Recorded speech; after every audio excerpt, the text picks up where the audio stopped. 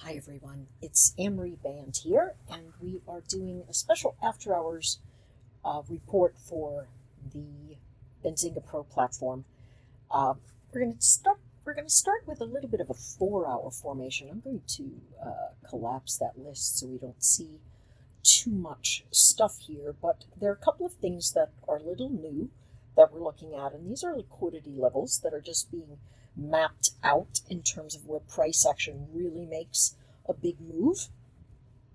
And so what we can see is that even in the aftermarket, we are selling off a little bit this evening. So let's take a look. Value area is between 59.03 and 57.80 on the 4-hour.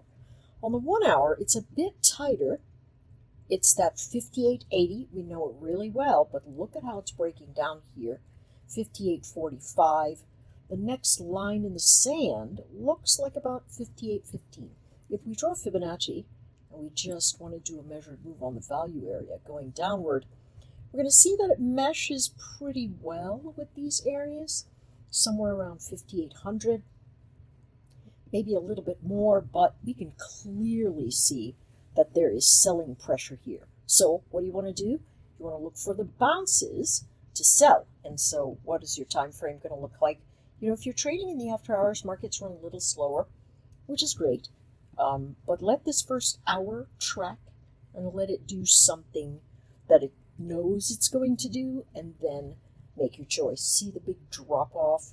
We could easily come back into the value areas from 58.50 all the way up to 58.80. So the dips, the very big price action, shows us that we're still grinding higher, right?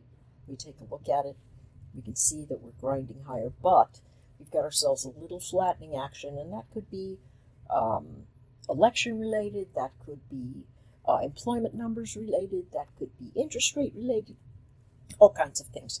So, you know, just be very, very careful here and be quick as you're coming into the space. I feel that it's reasonable to assume that we could get down into 57.26, right?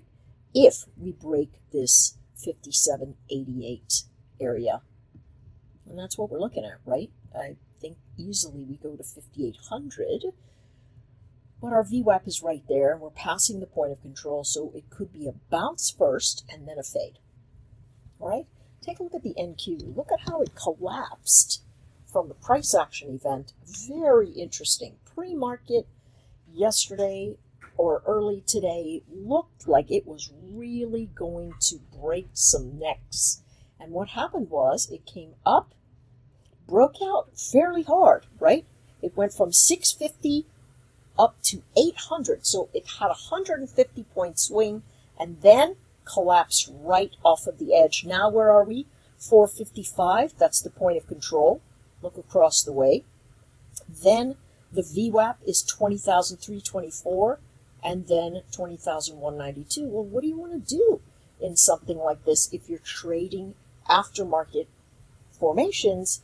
You know, you go to a smaller time frame and you wait for price action to tell you where you're going to move. So if this is a fade here and you're down at a support edge, the bounces are going to give you the sell zones, right? Unless the market completely collapses, and you could chase that, but it's much smarter if you just say, you know what, I'm going to wait. I'm going to let it bounce into those moving averages, and I'm going to take it in the direction of trend and momentum, and not just short the low. If you're going to do that, do it with a micro or very small size. All right? Let's go take a look at the YM. Okay, taking a look at the YM, look at how tight the value area high-low is. That's really pretty incredible.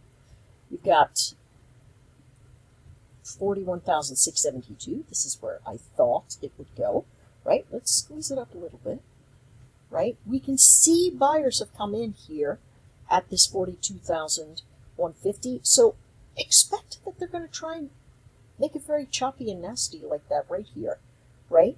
Momentum is a little bit to the downside, but they are going to try and buy it off that edge. Take a look. Look at the wicks here coming into that VWAP. And if we go to the 1 hour chart, woo, let's remove all of these annotations. All we have are our areas where price action gets really heavy, and we can see that we are right at the base of the value area low. So what do you want to do? Let it stabilize first if you're going to take a long. And realize that the first pass bounces, very likely to be selling opportunities. So you just want to be super careful right there. Let's see what happened with oil today. Bouncing off this 67 area. It's been like clockwork for months and months and months and months and months. And coming into 69. Look at this low volume pocket. It's going to come right up into that zone. I talked about that several days ago. Very likely to do it. It could accelerate further. How do you want to play this? Listen, see all the moving averages going up? See the momentum going up? Wait for the dip and buy that dip into the top of the volume profile, the top of the low volume node right there. What did gold do today? Holy smokes, this thing is just on a tear. Look at that. That is really running. It's been a little bit messy, but overall, dips or buys. Look at this hull. Dips or buys. And it's still got tons of room. I say wait for the dip. 2780. Listen, the measured move is something like 2860. And a lot of people are thinking it's going to be way more than that. Take a look at this zone. If I just draw a box of this range and then duplicate it, look at the move. Whoopsie. Right? 2813, and if we do it one more time, let's clone it again, we get ourselves that 2860, and that's pretty much the measured move that folks are looking at right now from this breakout space. It is just running like crazy. All right, last, let's take a look at the ETFs. Here's SPY. See this? Look at this type formation.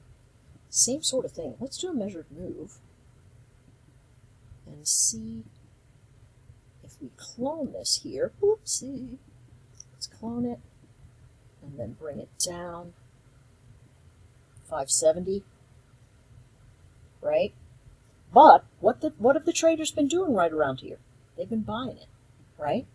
So recent past predicts near-term future much of the time. So we're going to expect to see some kind of big wick action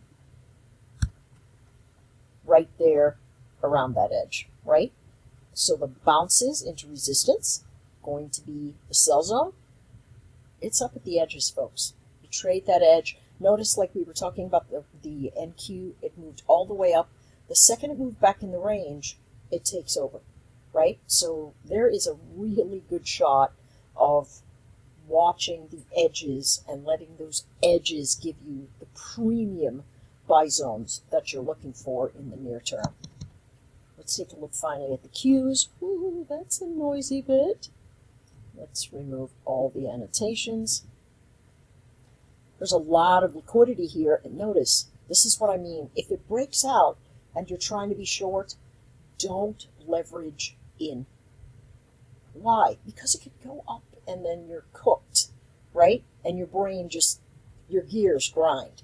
So when it gets up here, if you're like, all right, I know this is breaking out, you can either turn around and go long until it starts printing underneath the hull, and then you go, all right, as soon as it breaks down here, I'm back in the short, and it's going to take me to the bottom of the value area and potentially lower.